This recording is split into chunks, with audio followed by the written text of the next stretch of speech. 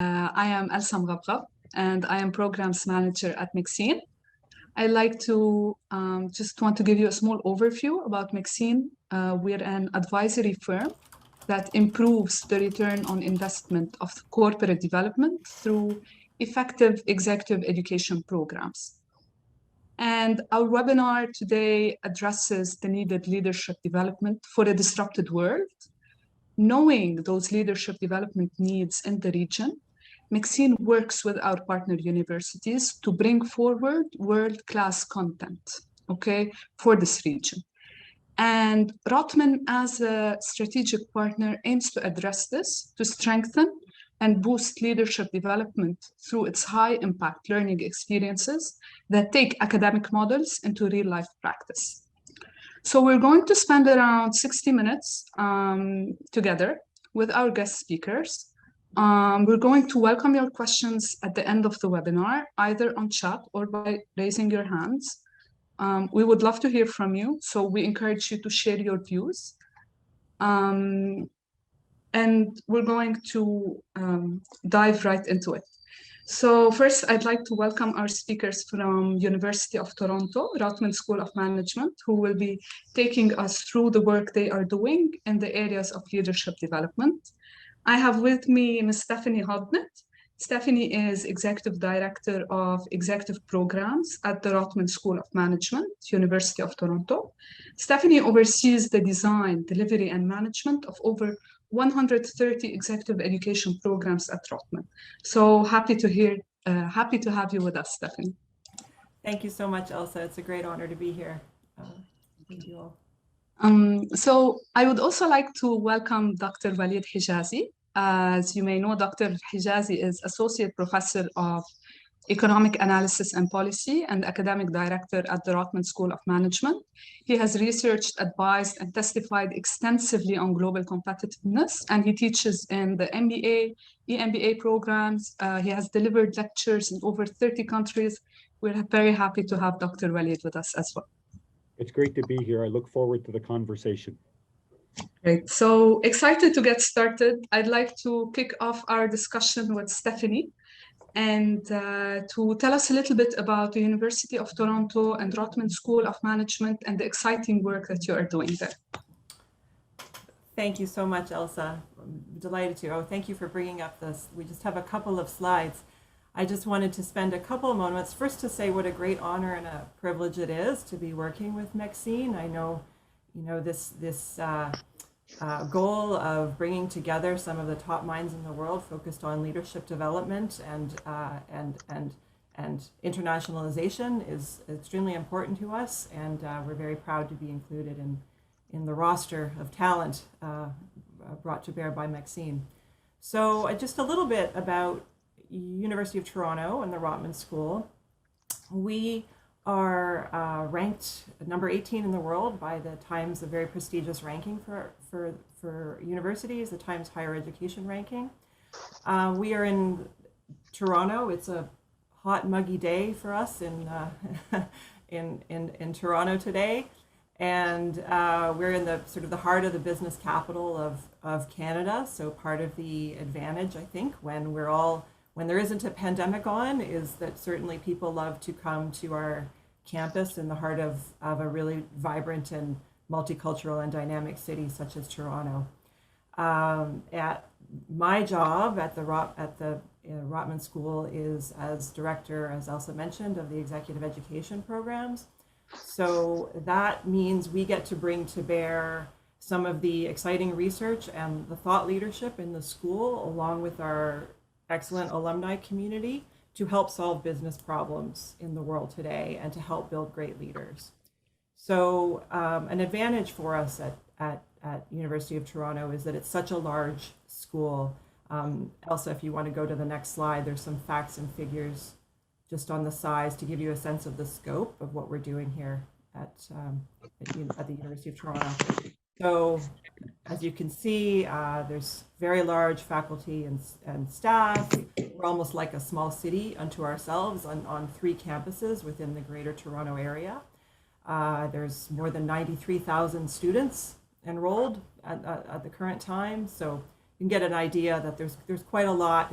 It's quite an exciting hub of activity, and also an important part of the contributor to the Canadian economy as well. So within executive programs itself, we will run between a 95 and 130, as Elsa mentioned, programs per year on topics such as that I think of in two categories. We are focused on building great executives, building great leaders, building the next generation of leaders for Canada and for the entire world. And some of those topics are focused more directly on leadership development and some of the important skills that are needed to become a great leader, but also on working closely with the technologies of today and the trends of today. So leaders don't necessarily need to become programmers or don't necessarily need to become data scientists, but they do need to have some sense of the importance of these new emerging technologies and how to use them in their strategy. So we've just listed a few of those topics right now and other areas and sectors that we work on.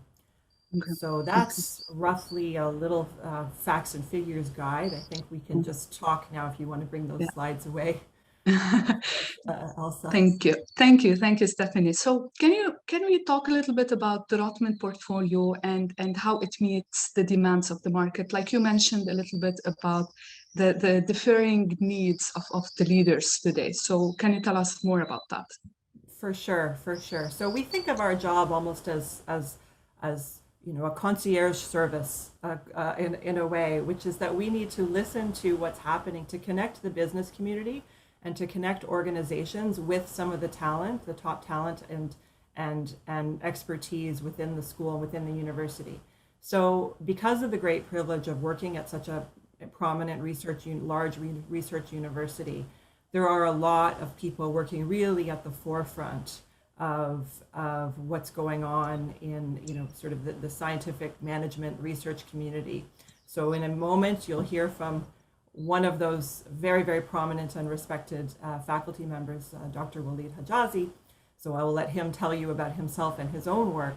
But broadly, what we'll do is listen closely to what's happening in the world and then try to be a bit of a matchmaker service. So to connect with the business community, with some of these top researchers, to kind of co-create a program that really actively meets the needs. So in executive education, people, if you're a busy executive, you don't have a long time to go and wander around the great halls of learning and spend a lot of time.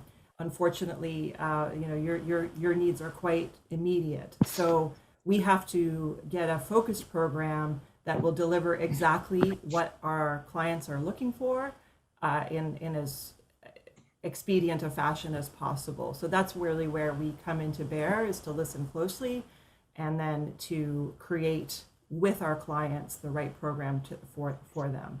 We will also, I didn't mention, but we are very well known in the Financial Times rankings. We're the #1 business school in Canada, and also our executive education programs. We're #1 in the country for our open programs, which is our programs for individuals. So somebody who is seeking to invest in their own professional development and in themselves as a leader can choose from one of our many open programs, or we can work with the organization to develop a custom program based on that need. So I think I talked around your question a little bit, Elsa, but I think sort of the topics and things that are talked about right now are things like change management, data analytics, diversity, equity, and inclusion is a very big topic, and then of course, change through disruption and strategy, right? So we've all faced enormous changes this past year and a bit now due to the pandemic, and organizations have had to pivot quickly. And so there's been a lot of interest in how do we do that well? How do we continue our growth as an organization through this massive disruption we've all been through in the past year? Yeah, certainly. And would you say these have been the highest enrolled courses that you have, or what can you tell us a little bit about the highest enrolled courses? What can you attribute this to? Are you finding this appetite across these shared topics? Sure. So leadership development will always be the core of what we're trying to do. Just as a broad category, if you have strong leaders, they build strong cultures and they drive organizations forward into new and exciting ways. So that will remain the core of what we do. What I have noticed in the past year or more, maybe Waleed will add to this in a moment, but that again, through this pace of disruption, there's a lot of anxiety, and there's also a lot of sort of worry and anticipation of change. And how do you address that? Well, education is a great way to get some control over what's actually happening. What are my peer organizations doing? What are my peers at my level up to?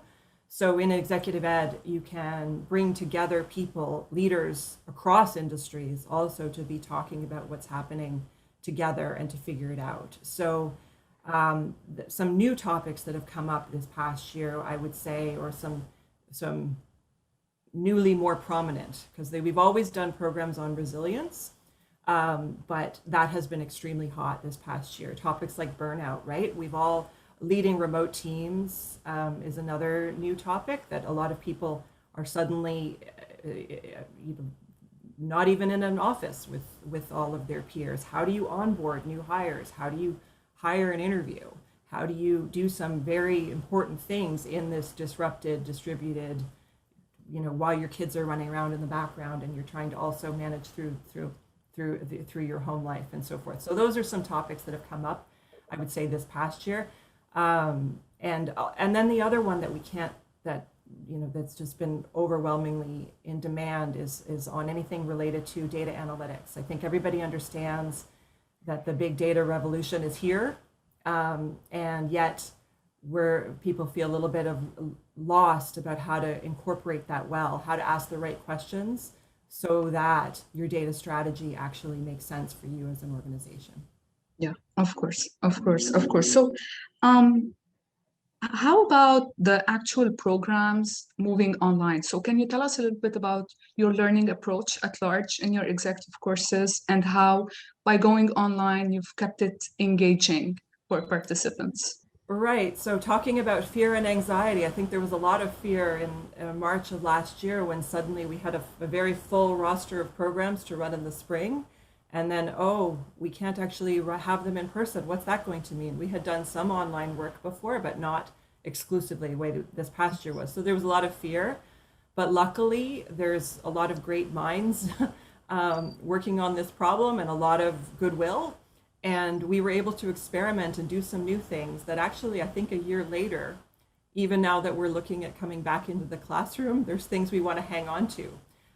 Certainly what I love, a basic thing that's wonderful about this Zoom world that we're in right now is that within executive education, it's not like the what we all remember from, elementary school where there's the teacher at the front and the students listen quietly, that it's a much more interactive, engaging. What you're doing is your faculty member is facilitating a conversation, a dialogue among peers, among leaders in their field, right? And when it works best is when there's really an interplay between all of the members. And actually what I think we found in this Zoom world is that putting everybody in boxes on the same screen, it really facilitates that, right? We're all in this together. We're all going to figure this out together.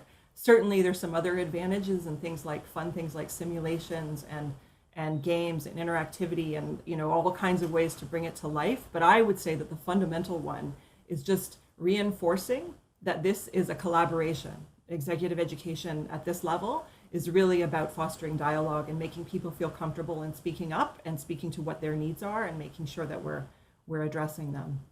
That's been my favorite. Thank you so much for your valued insight. I think it's nice to feel that we are not alone in our challenges, and that makes them less worrisome. So I'd like to move a little bit to Dr. Waleed. We know you are currently working on developing the leading strategic change program in the Middle East. Can you please tell us a little bit about the activities you're conducting? What are the aims of those, and how is this program in particular different from other change management programs at large? Thank you for this question, Elsa, and for the opportunity to be part of this webinar introducing Rotman and the University of Toronto to the region.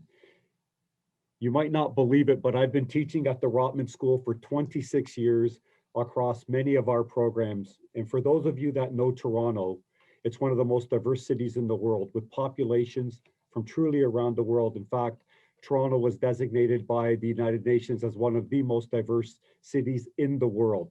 So this creates an incredibly diverse environment within the school in both our MBA degree programs, but also across many of the executive programs that Stephanie just described. So the diversity in the classroom has enabled both the creation and the delivery of programs that cater to demographics from around the world. However, I, like many of Rotman's other faculty, travel extensively around the world. And Elsa, you mentioned how many countries I've taught in.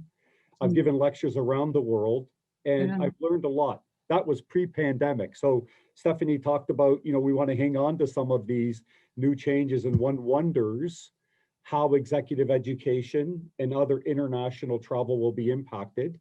But nevertheless, for me, I've delivered lectures globally, but in particular, I spent a lot of time in the Middle East and specifically in the GCC region. So I've worked with several government organizations within the UAE, both in Abu Dhabi and in Dubai. And for the last 7 or 8 years, I've been going to Saudi many times a year to work on leadership development and change management initiatives. Now, what becomes incredibly clear is that the Middle East, and when I say the Middle East, that's pretty broad, but the Middle East is not Toronto and it's not New York. The business and cultural contexts are very different, and to truly enable leadership development and other skills development more broadly, executive programs require true customization to that context in the Middle East. And those of you on this webinar know the MENA region is vast and highly diverse. So customization for MENA is challenging as well. And there's just one little anecdote I want to highlight is in the Globe study that looks at cultural differences across countries. For the entire MENA region, they have one entry called Arab countries, which of course is inaccurate because there's such diversity. So that's a long way to introduce my answer to your question, Elsa. In order to develop programs that are truly MENA or GCC focused, we're doing 3 sets of activities.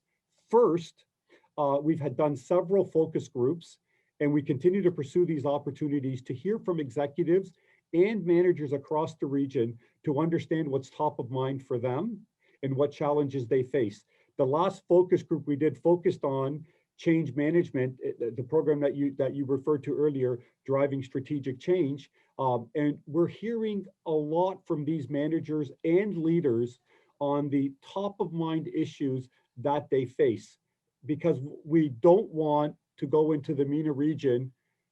I shouldn't mention any company, but we just don't want to have another case that's GE or Procter & Gamble or Walmart. We want them to be specific to the context there. And these focus groups have really helped. And I'd like to point out Suleiman from Doha, who's on the call, who's been incredibly helpful in helping us identify those peculiarities about the region that will help us customize. So focus groups. The second big activity that we're doing is we've deployed a survey that's currently in the field. So I encourage all of you on the call to please fill out the survey. And what the survey will do is it will allow us to collect insights from across countries in the MENA region, from different levels within the organization, leadership and management and so on, which will inform our program and its content. And the third is we're writing case studies that are customized for the region. And I find this to be the most satisfying, because what we're able to do is bring all of these learnings from our research and so on into the Middle Eastern context. And as I said before, Dubai is not Toronto, Riyadh is not New York, and we have to customize. So together, these 3 sets of activities are enabling us to develop leadership, change management, and other custom programs that truly reflect the regional environment and takes into account the unique economic and cultural characteristics of the region. Finally, I want to stress, as Stephanie did a few minutes ago, Rotman's among the top ranked universities in the world for open enrollment executive programs. It's because of our extensive customization work I've just described, which explains much of this, together with the rich complement of leading researchers globally. And later in this here, I'll talk a bit more about my research.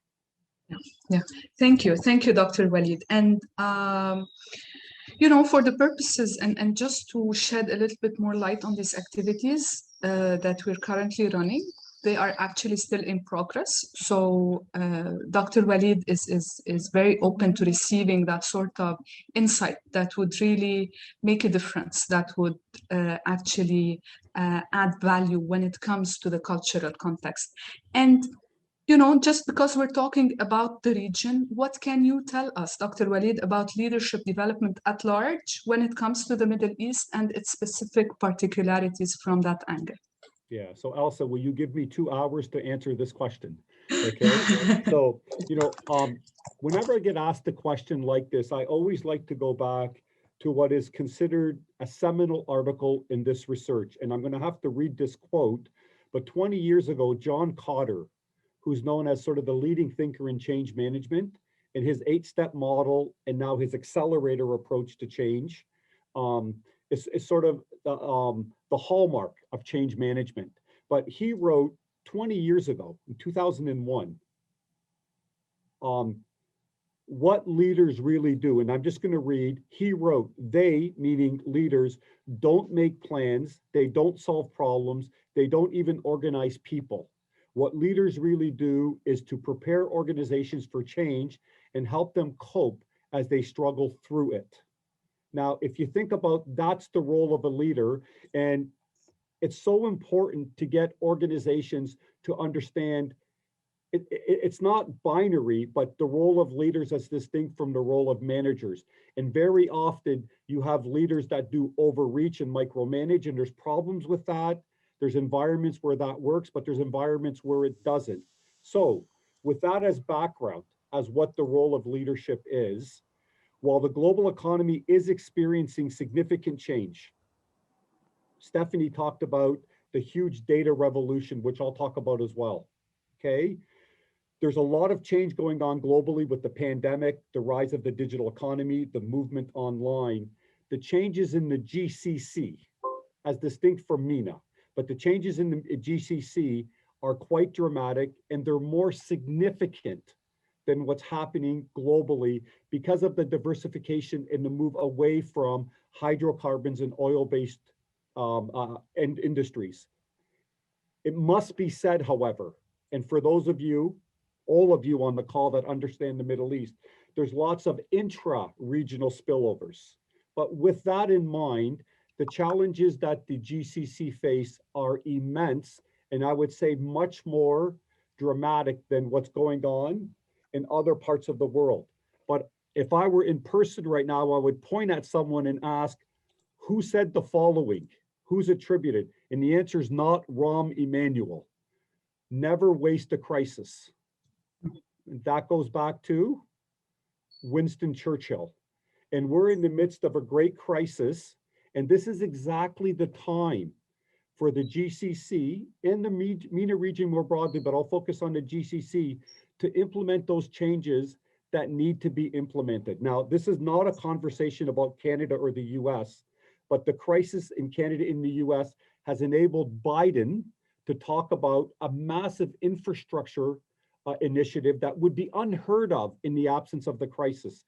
So in the midst of a crisis, it's given leaders this great opportunities. So coming to your question directly, and I'm so sorry, Elsa, I get so passionate and I give lots of background, but leaders must be enabled to create visions of the future of their organizations and drive change needed to achieve those visions. One of the key lessons from leadership is how it's different from management and the importance of hiring managers and empowering them to achieve the outcomes set for them. These structures and organizational cultures, they must be nurtured to be successful. It's not a switch. It's not a mandate that comes from the CEO's office. It's part of the DNA of the organization. that we have worked with many organizations to help develop. Another very important learning from our interviews with executives in the region is the difference between how one is expected to lead versus how one needs to lead. And this speaks to the culture of leadership, which again must be nurtured. Now, the last point I want to make, there's many differences within the Middle Eastern context, many which come out of the focus groups. I mentioned earlier, for example, how executives and managers deal with, I mentioned the focus groups, but one of the big learnings from the focus groups was how managers and leaders in the Middle Eastern context deal with uncertainty, how they deal with uncertainty and ambiguity. This is so important because if I want to drive a change initiative or leadership development in New York or Toronto or in South America, these cultural contexts matter and you have to take those into account. So the differences in the cultural attributes indicate how change with the Middle Eastern context is truly unique. And if a leader is to be successful in a change initiative or any leadership development initiative, the cultural context of the organization and the leaders that they find themselves in, it has to be coached within that cultural context. Otherwise, it's not that the initiative will fail, but it won't be as successful. And that's why we're going so far to do this customization, to ensure that we couch it within the organization and the national context so that the ROI, I mean, Elsa, you talked about measuring the ROI and the impact. We want to ensure that we enable leaders to affect the change that they want, which will result in improved performance for the organization. Yeah, yeah, yes, certainly. And given your understanding of these specificities of the cultural context, what do you think are some of the hottest topics when it comes to leadership right now, especially with the digitization efforts that we're seeing in the GCC? Yeah, like what a great question, and we could have a whole webinar just on that. And you know what's really amazing, and again, the MENA region is so vast.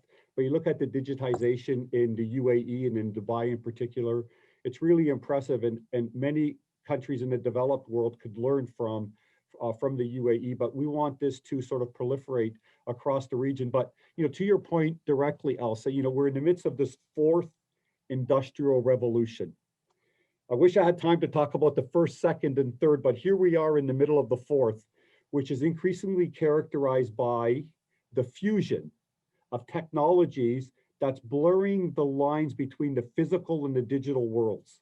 Now, if you just think about that for a minute and think about what Stephanie talked about these Zoom meetings and what will stay post, there's big changes that have happened and a lot will stick around. But in addition to the fusion between the physical and the digital worlds, we're also seeing fusion between technologies and people skills. And how do you deal with that? That's so very important. So according to McKinsey, just within the first few months, within the first 3 months of the pandemic, we saw 5 years of digitization. On top of all of the other changes we're seeing in the world. You can just look at the front page of the New York Times today to see what's going on.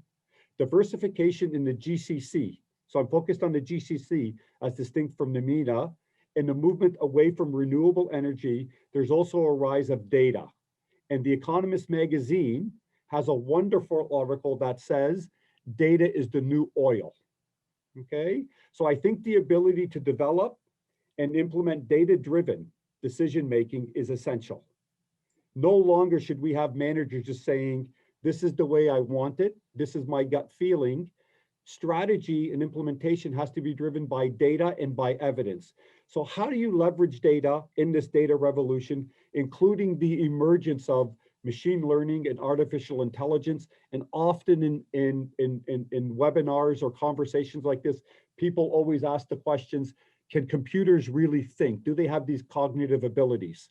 Well, computers are really pushing the envelope, and they could certainly replicate cognitive insights. So I believe, directly to your answer, the emergence of data and machine learning and artificial intelligence, using data more broadly, is absolutely necessary for leaders and governments in the MENA region to embrace, to ensure they remain ahead of the curve.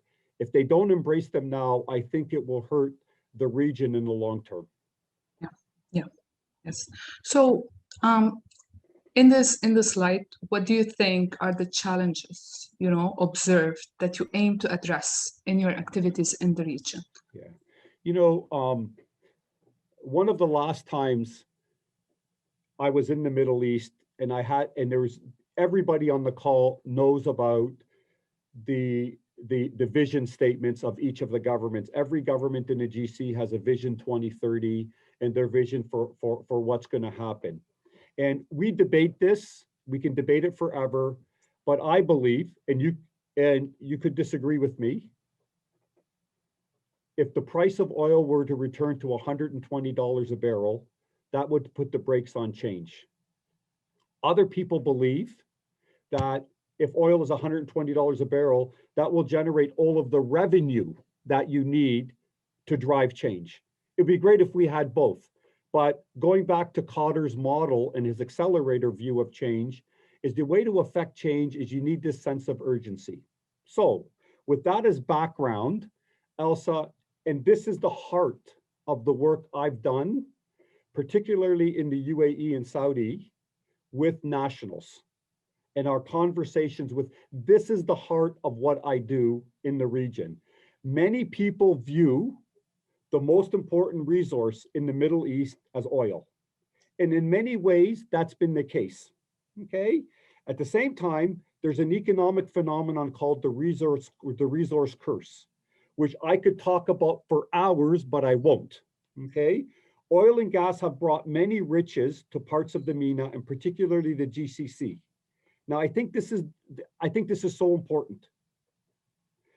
As the resources deplete within the GCC, and these economies continue their transformation away from hydrocarbon and oil industries towards other industries, including manufacturing and services, tourism, healthcare tourism, education tourism, and other industries. As I said, each one of the countries in the GCC has a vision in this regard.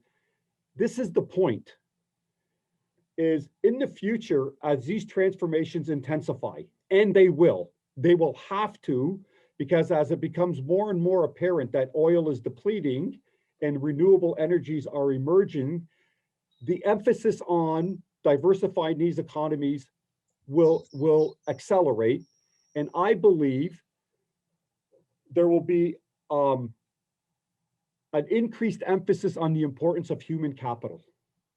So if you talk to leaders in the Middle East, they always say our most important resources are people, but they might think it's oil. I think going forward, as oil depletes, what there's really going to be is an increased emphasis and focus on true policies that stress or underlie the importance of human capital. So I think the key challenge at a high level in the region is navigating governments, business, and individuals over the coming years and decades to the new realities of a more highly diversified economy and the enhanced role. I want to underline this, the enhanced role that human capital will play in these emerging industries. There's truly a global war for talent.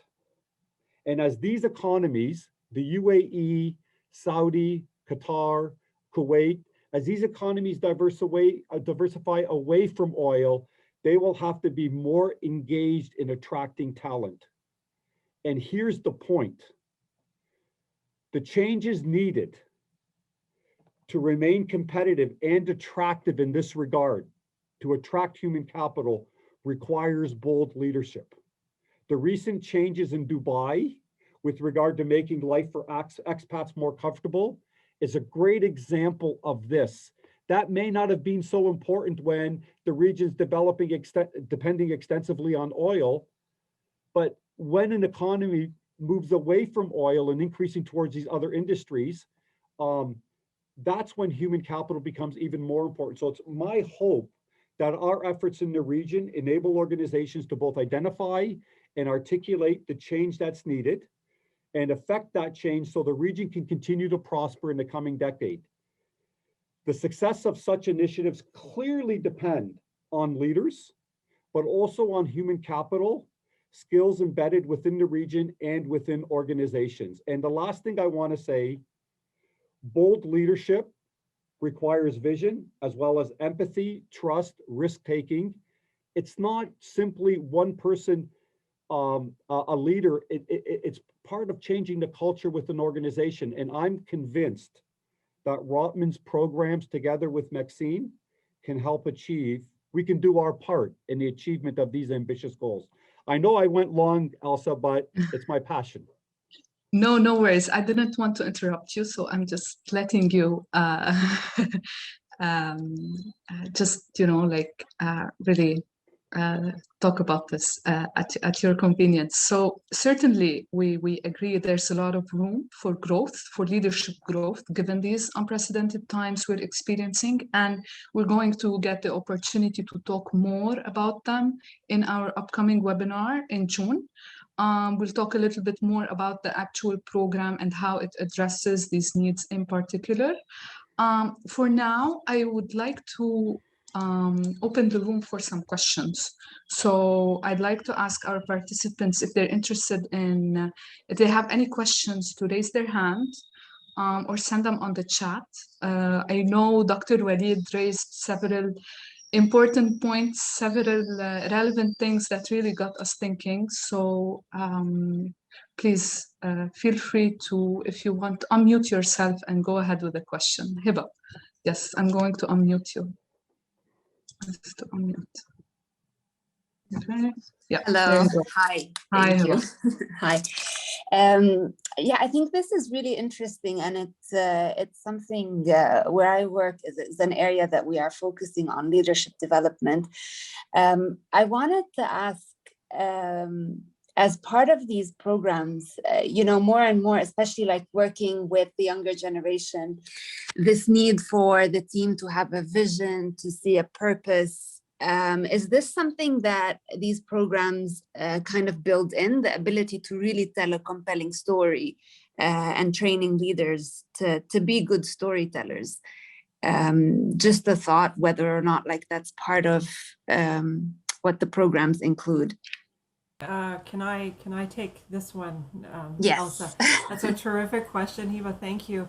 I think what we've heard a lot from organizations is exactly this challenge you're talking about, is how to prepare the next generation of leaders, right? And what a common trend that has been noted in the research around the younger generations is that this importance of a shared purpose that you've mentioned is incredibly key, incredibly central. That you can't, it's not just about ascending the ladder of an organization for its own sake. It's about building this cohesive whole and this vision and this shared purpose. So that's why when Walid talked about building a culture of trust, of empathy, of support, and of commitment to values beyond simply the financial, it seems to be very, very common among emerging leaders. And I think what we see, of course, Walid teaches very actively in our degree programs and the MBA students as they come through. I don't know if Walid, if you agree that there's been this change over the recent years.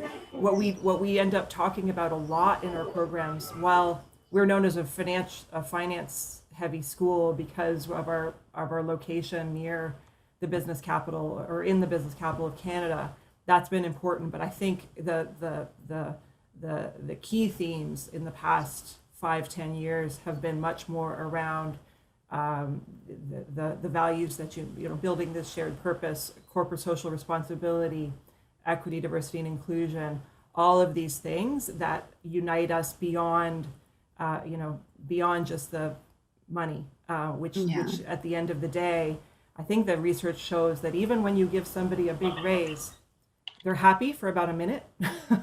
And they go home and they tell their spouse or they tell their families, like, hooray, and then that evaporates. But what's sustained among leaders is if they feel like they're connected with something important.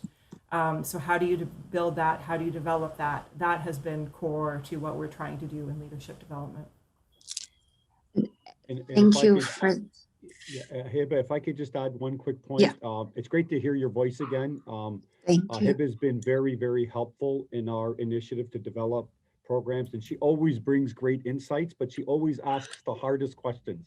So thank you for that, Hiba. But just one quick point. We had a woman named Frances Donald, who's in one of Canada's most powerful women. And she's the managing director and chief economist of one of Canada's biggest banks. And she spoke to our MBA students 3 months ago, obviously by Zoom. And she said the following. Now, this is one of Canada's most powerful women.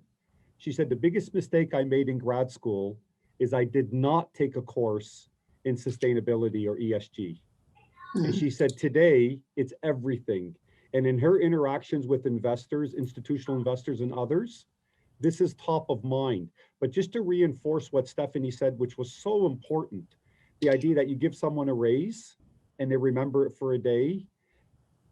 So Rotman, across all of our programs, we have about 700 or 800 MBA students a year. That's a lot. And what we're seeing is the jobs that they take, one of the most important things they look at, salary matters, but it's that sense of shared purpose that Stephanie talked about. Is the company engaged in social responsibility? Is it a company that I'm proud to associate my name with? So these are really, really important, not just for finance and institutional investors, but to attract, engage, and motivate your employees. Can I just ask, since you mentioned, a very strong female leader, do you think that the skills that female leaders need to learn are slightly different, or there needs to be kind of a supplemental piece for developing leaders that are women, what to take into account and how to operate? Because still, as much as we're closing the gap, it's still there, and it's still a man's world, so to speak. For So is that yeah, important question. We come at that question from two respects. One is we have a set of programs that are focused exclusively on developing women leaders, so that everybody in the room has that same shared purpose. Again, that it's a group of women that are all facing probably some common obstacles. However, we also feel that there has been maybe a bit of an overemphasis. As much as we're very proud of those programs, and we do think that there's something very valuable in putting together a group of women. I mean, it's incredibly empowering and cool to see. There's also the larger problem, which is that no matter how strong the woman is, and no matter how capable a leader, unless we're doing things to dismantle the systems that are leading to the oppression of women or the holding back of women, that there's only so far we can get, right? We're going to keep banging our heads on that glass ceiling unless we agree as a society to shatter that ceiling. So I think we come at that. We also have an important research center in the school that's focused on that, called Gender in the Economy.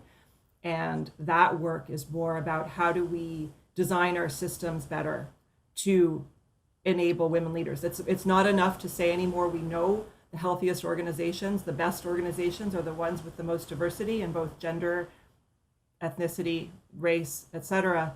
However, unless we're actively working to change that, it's not going to be just about the women working harder, right? It's not going to be about just the women taking more courses. We've got to do something broadly. So we come at it from both angles, is I guess what I would say. Yeah, because we used to do sessions that were only for women, thinking that's the right way to do it, and like give them motivation, confidence, all of that, teach them the tricks. But like you say, unless the men who are making the decisions are in that same room, it's really it doesn't really take that far. So we've kind of shifted to include men in like to tailor make sessions for the men as well. Good, that's great. Yeah, certainly. I think having this more inclusive conversation would kind of give it like a different angle to tackle it from, rather than just from a woman's perspective. I'd like to give the floor to Eli Andrawas. Thank you, Haba, for your very interesting question. Nice conversation. I'd like to, I think, Eddie, you have a question. I just unmuted you, right? Yes, There you hi, go. Let's go ahead. how are you? My question is, see, I work in GCC in different countries, Qatar, Kuwait, Saudi Arabia. And always I meet people, they have MBA from big university like Toronto, one of them, of course. But usually I feel that the cultures and the leadership is versus in this part of the world, you know. We saw a lot of big companies, family companies in GCC. They have difficulties when they move the ownership from generation to generation, and every time we see some big company disappear from the market, where you find the people they have MBA from big companies. Do you think the cultures and the leadership is something they don't meet together? Yeah, This is for Walid because you have the experience here. And, yeah, that's a great question. And in addition to the other centers that Stephanie talked about, at Rotman, we also have a center that focuses on governance, but particularly they do a lot on family-owned businesses. And Ali, that's a great question. And as we know, the challenges with family-owned companies is they tend not to last after the third generation. That's sort of yes, I agree. That's kind of the perception. So even in Canada, even in the West, there are challenges. And one of the things that we do at the Rotman School is work with the governance and the succession planning within organizations. But I think your broad question is right around a lot of these how do I say this diplomatically? If you have a Western degree, you get a lot of credit in that part of the world, even if it isn't justified. I don't know if I said that right. Is that fair? Is that fair, Ali? Yes, yes, yes. Yeah. And so the idea is that, you know, there's this other famous saying that says you could never be fired for following the advice of IBM or PwC, or dare I say some other big firms, but I won't. But the idea then becomes, is it the right fit between the skill set that you have and the vision of the company? And I believe that these initiatives that we're talking about, not only around developing visions for organization and developing a change initiative to achieve that, part of that is the human capital that you need to ensure that the skills that you have within your organization match the needs of the organization. So I'm on the board of something called the David Johnson Center for Corporate Governance. And one of the things that we do with organizations is ensure that the skill set represented among the board is reflective of the needs of the organization. The short answer to your question, Ellie, is there needs to be better matching between the skill sets needed in many of these organizations and the activities they're undertaking, but particularly the change initiatives that they're implementing. And I've seen how some of the hiring practices in the region don't result in the best candidates being hired. And I think that's to the detriment of the company and the region. The last thing I will say, and I talked about the changes that have been implemented in Dubai to make life more comfortable for expats. Another big one was, if I'm a company in the UAE or in the Middle East, in the GCC region more generally, and I sponsor someone on a work visa to come work for me, in the past, they couldn't leave my company and go to another company unless I approved it.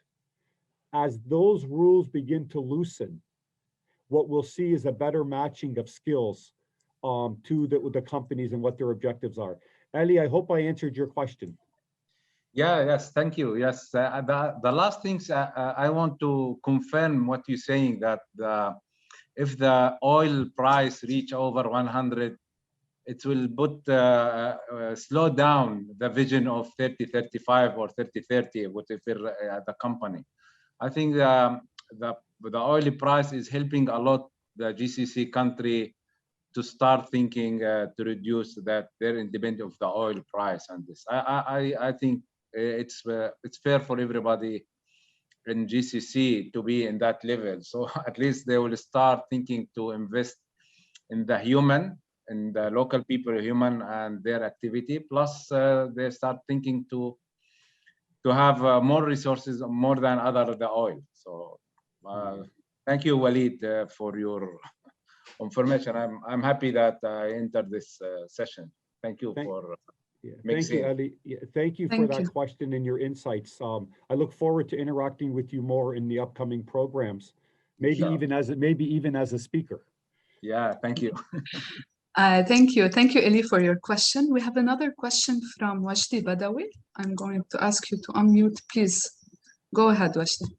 Hi, everyone. So my question is about, so what Dr. Walid mentioned about, having vision and purpose for the region, and that the countries are basically having now different thoughts for revamping and transforming future. The question is, the change is just too vast and too quick for maybe companies and particularly family businesses to cope with the change and to go with the kind of with a similar rhythm of change. And that goes back basically to many issues, one of which is the decision making that family businesses usually suffer from, and sometimes maybe lack of vision and so on. So my question is, going back to that trainings or maybe the programs that you're offering, how do you see those training maybe relevant to these kind of issues, more exposed to these issues that is here in the region? And where do you see the practical or maybe the applied parts of the program to address these kind of issues? Yeah. Thank you so much for that question. What a great question. And the following statement is true. I always say that to my students. Organizations and countries that embrace change always do better over the long term. And it's certainly true for organizations. And part of our curriculum looks at corporations around the world that embrace change in comparison to those ones that resisted change. And I was at a presentation in Dubai, and it was Fadi Ghandour. I think everyone knows Fadi Ghandour from Jordan, and he talked about Careem, which is the Uber of the Middle East. And he talked about how in Jordan, and I remember he said this, when I go back to Jordan, I'm going to get into trouble from the government because I'm saying this. But he said in Jordan, to protect domestic taxi drivers, the industry, they tried to block Careem, the Uber of the Middle East. Whereas in Saudi, they've totally embraced it. So you're right, the changes are vast. Organizations have difficulty dealing with one change, but here's the point. The point is that many of these changes are coming with or without endorsement from governments and organizations, particularly family-owned businesses. Family-owned businesses have a real difficulty lasting beyond the third generation. And I would argue the likelihood of them surviving is going to drop significantly if they don't respond to the change in the global environment, the rise of the digital economy, the movement towards data-driven decision-making, the increased importance of human capital as we move away from hydrocarbons. So I would argue it's not really an option. I think organizations and governments in the region have no choice but to embrace change. And I would argue the case for embracing this change is even stronger in the GCC than it is elsewhere because of the movement away from oil. Now, the question is, how do you manage such significant change? And I go back to Winston Churchill, and you never waste a crisis. I think this is the opportunity, and we have a session called Reimagining Your Company, is to sit back and, I don't want to call it just whiteboarding, but thinking about how do we think about our organization 1 or 2 or 3 decades from now, not 1 or 2 or 3 years, and really developing a change strategy to enable these multiple sources of change. But what you've just said is this is not easy. This is a real challenge.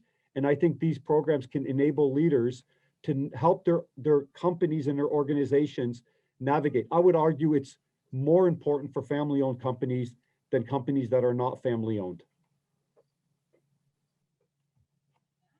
Yeah, thank you, Dr. Walid. I think there's also a comment on the chat. I'm not sure if you can see it on the screen. It's from Peter Robertson. On the discussion on the transition of family business is a very good one, particularly in the GCC, as the businesses are moving to the third generation. The companies have grown so much, as have the family, and there are so many things to be aware of and so many skills needed to manage these huge changes. Yes, change is very fast in the GCC. Yeah, you know, the one thing I will say, I won't say the name of a family, but there's a family I'm very close to in the UAE.